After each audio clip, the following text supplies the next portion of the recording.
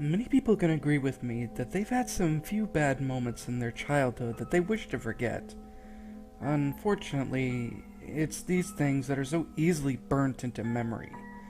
Have you ever had a time in your life where you try to remember the good things in the past, only to remember something embarrassing or just plain shameful? Sometimes people go for years without even thinking about it. That is, until they find something that triggers a particular memory that they never really wanted to come back to, and with it comes feelings of nausea and paranoia. This is what happened to me. On this particular day, it was raining. You would walk down the street to see pedestrians taking shelter under bus stops or in big coats, holding umbrellas. I myself was holding one, frustrated by the countless strong winds blowing it back. I was strolling down the marketplace looking for some cheap groceries.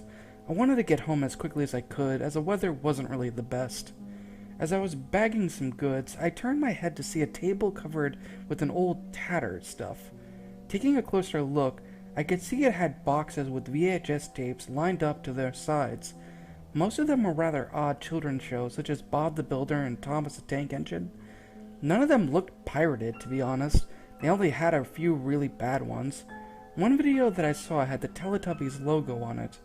I know I'm too old to be interested in that kind of thing, but for some strange reason, I just had the urge to buy it. I picked it up and looked at it. What I saw made me jump slightly. I saw the image of a bear.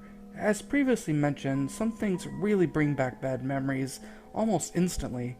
As soon as I saw that bear, so many things had gone in my mind. Horrible things.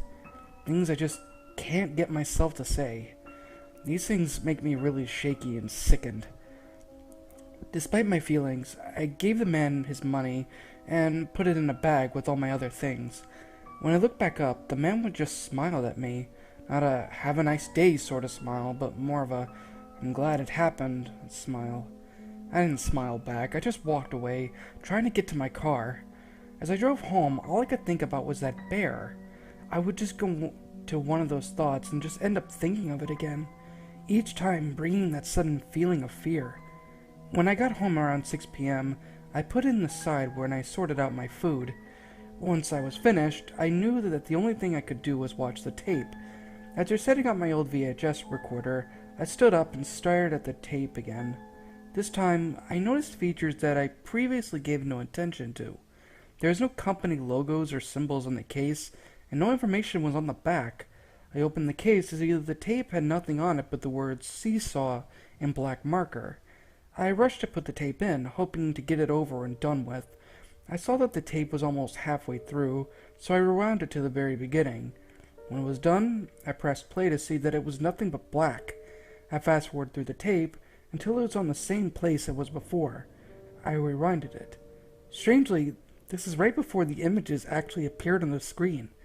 I grabbed a chair from my kitchen and placed it in front of the television. I sat down and pressed the play button. What was clearly the opening for the Teletubbies had begun, with the theme music playing quietly. The music was filled with static noise and a high-frequency buzzing.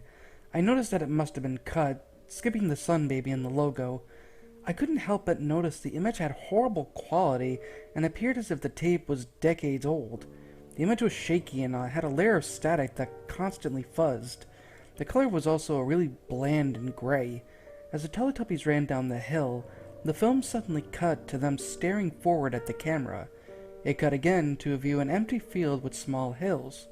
The music stopped suddenly. An image of a seesaw flashed on screen, with a little boy on each side, moving up and down it. The field then came back into view. The only thing that you could hear now was buzzing, and a small figure appeared in the distance in the field. The buzzing noise became louder. The seesaw image flashed on the screen again. The buzzing momentarily silenced, as an echoey voice of a laughing woman could be heard slowly getting louder. The image flashed back again. The screen slowly zoomed in on the distant object as the buzzing noise came back. The woman's voice slowly echoed.